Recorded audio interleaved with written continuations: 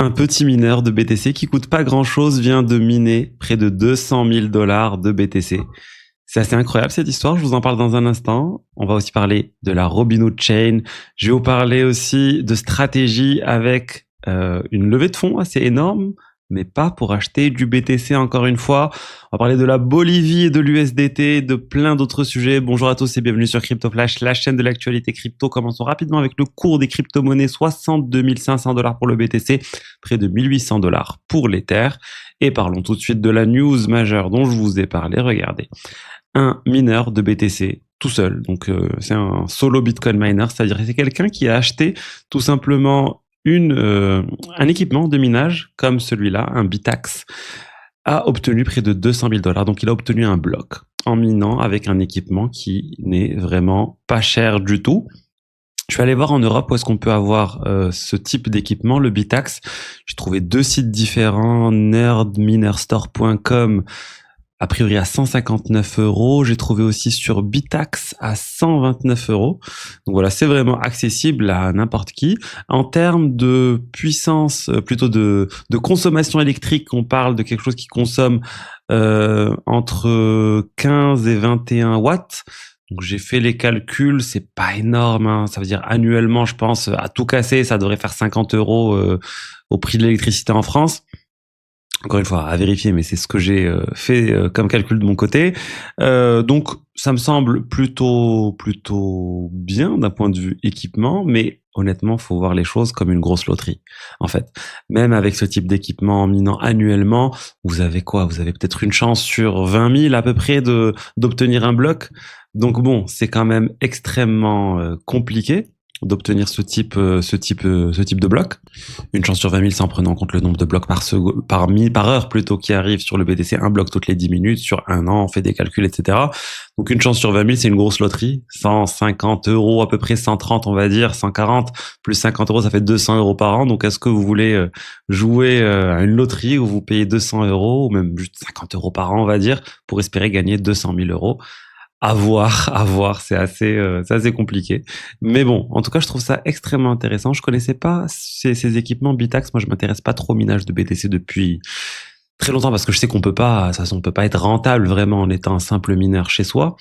Mais bon, là, c'est pas vraiment de la rentabilité, c'est plus un ticket de loterie que vous prenez pour espérer gagner tout ça. Et je pense d'un point de vue aussi compétence, ça peut être pas mal de mettre le mineur, de le connecter à une pool de minage, de voir comment ça marche, de monitorer.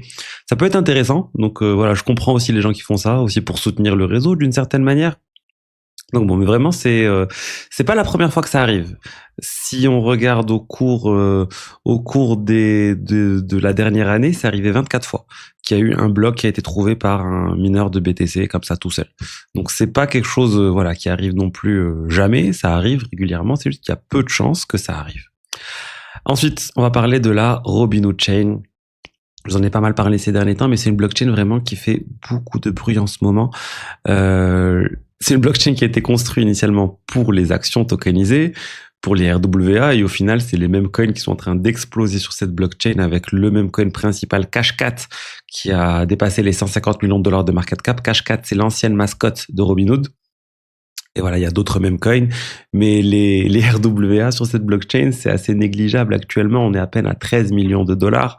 10 millions d'actions, donc c'est négligeable alors que les mêmes coins c'est en train d'exploser. Il y a beaucoup de stablecoins, il y a beaucoup d'Ether aussi.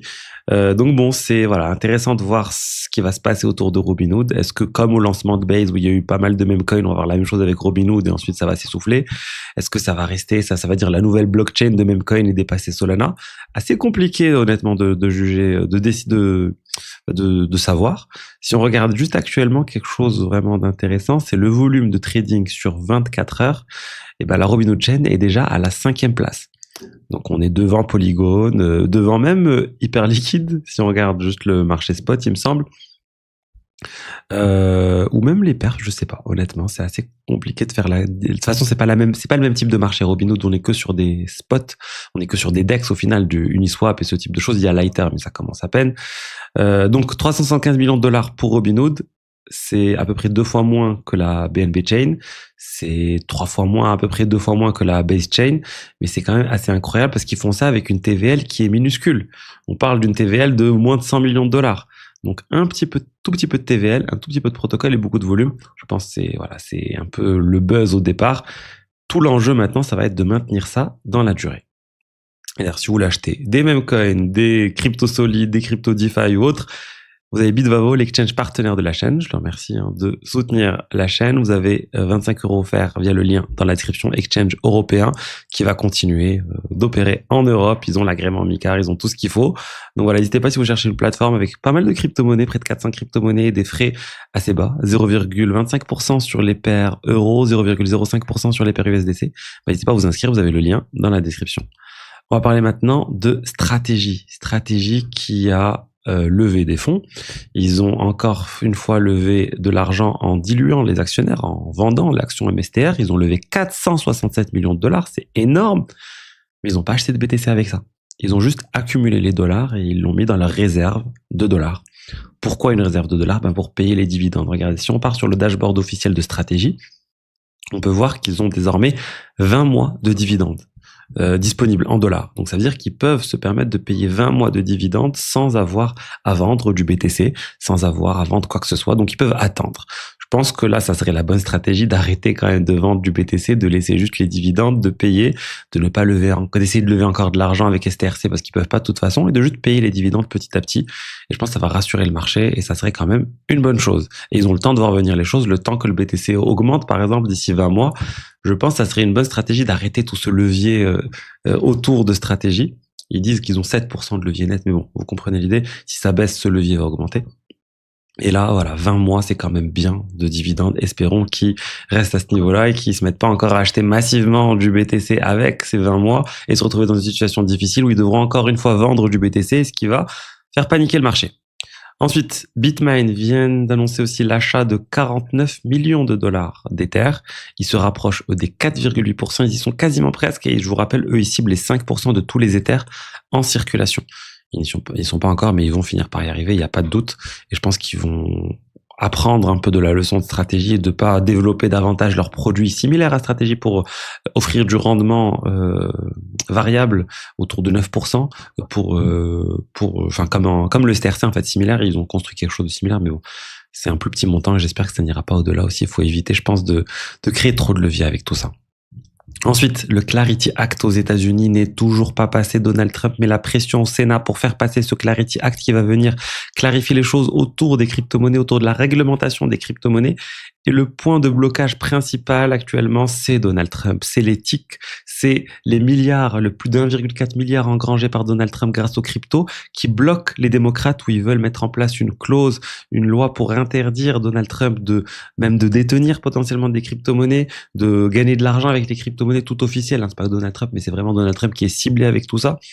Et donc, c'est un point de blocage. C'est très, très compliqué. Les démocrates sont absolument contre. Ils ont besoin de démocrates pour faire passer le projet de loi. Donc, ça risque de bloquer. C'est assez compliqué, regardez. Et c'est là où je trouve que Polymarket est un outil très intéressant pour avoir une vision sur la probabilité que le Clarity Act passe ou pas en 2026. Regardez, là, ça a baissé. On est à 38% de chance que le Clarity Act passe en 2026, donc les parieurs pensent que ça n'arrivera pas. Souvent, c'est des gens qui sont bien introduits, ils connaissent par exemple des gens qui travaillent chez les sénateurs par exemple et qui ont des informations. Alors qu'on était à 75% de chance le 9 mai, on est à peine à 38%, comme je vous ai dit, de chance que ça passe au cours de cette année. Donc bon, c'est assez compliqué. Je pense que ce serait une mauvaise nouvelle pour les cryptos si ça passe pas. Donald Trump, il a mis la pression en disant la Chine essaye de prendre la main sur les cryptos, etc. Il faut que nous, les États-Unis, on reste leader sur le sujet. Mais bon, voilà, on est en train de voir qu'au final, l'argent qu'il a gagné avec les cryptos commence à poser problème.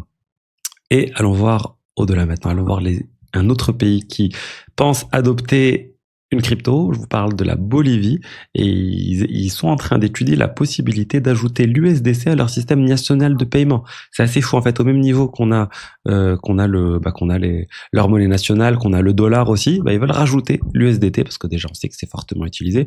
Ça vient de source bolivienne. Ils pensent vraiment ajouter l'USDT et ça serait assez énorme pour l'USDT. De dire que c'est limite une monnaie nationale pour un pays, ça serait juste assez fou.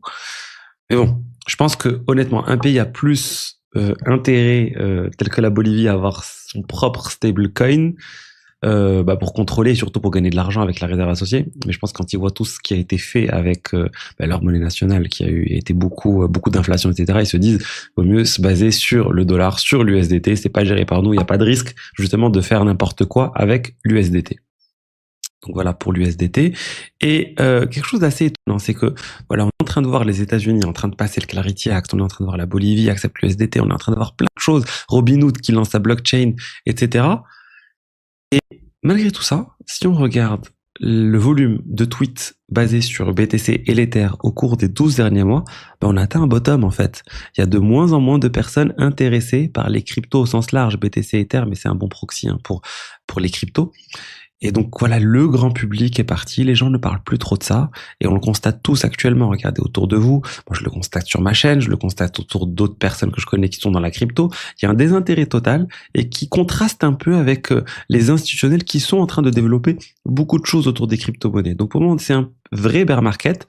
Il y a des choses qui sont en train de se construire par les institutionnels, par d'autres personnes, mais en termes d'intérêt, de désintérêt, pour moi, on est vraiment à un niveau très très bas en termes d'intérêt pour les crypto-monnaies.